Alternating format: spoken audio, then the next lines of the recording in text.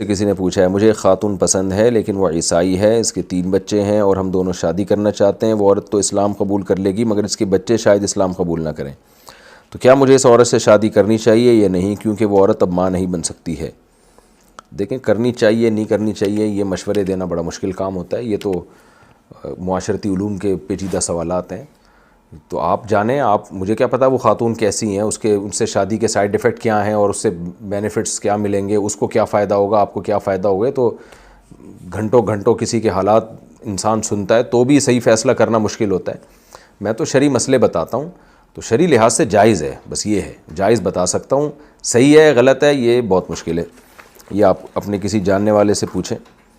اور اگر کس لحاظ سے صحیح ہے تو وہ سوال پوچھیں کہ اس لحاظ سے یہ ٹھیک ہے یا نہیں، تو وہ خاص اسپیسیفک جس اعتبار سے آپ پوچھنا چاہ رہے ہیں سوال میں اس کی نشاندہی کریں۔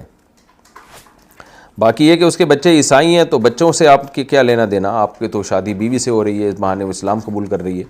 ہاں یہ ضرور ہے کہ نبی صلی اللہ علیہ وسلم نے ترغیب دی ہے ایسی عورت سے نکاح کرو جو تمہیں کثرت سے اولاد دے، صرف اولاد بھی نہیں بلکہ کثرت سے اولاد دے، تو نکاح میں بنیادی مقصد اولاد ہونا چاہیے، تو ترغیب تو اسی کی ہے۔